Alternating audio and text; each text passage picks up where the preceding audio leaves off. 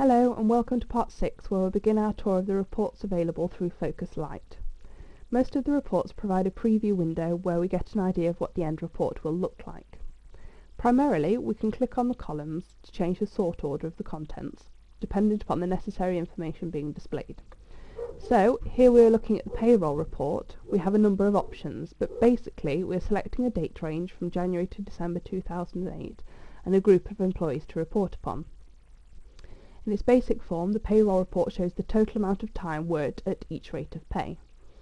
Wherever we have a drop-down arrow, such as here, there are further variations of the report available.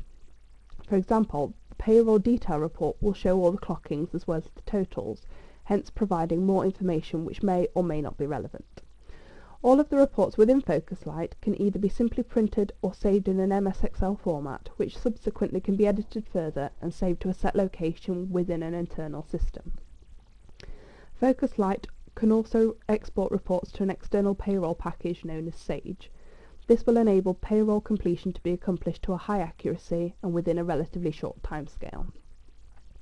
Moving on, the timesheets report is used for weekly information only. It is similar to the previously viewed payroll report. We also have an additional option here to produce a condensed report that tries to fit as many timesheets on a page as possible, which is always more economic when printing large amounts of employee data. The infringements report shows over a specified date range the number of instances of different types of infringement. Infringements include late in, early out, late in from a break, early out to a break, break overrun, and forgotten to clock out. These are all lined up at the top of the report. We can view the same report graphically as well. This might help to highlight problems within certain groups or individuals. There we go.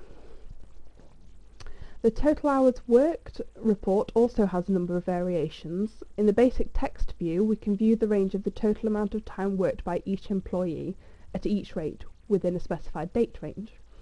We can also view this graphically. We can view the total time worked, say for everyone, or a group, or a selection of employees as both a pie chart and a bar chart.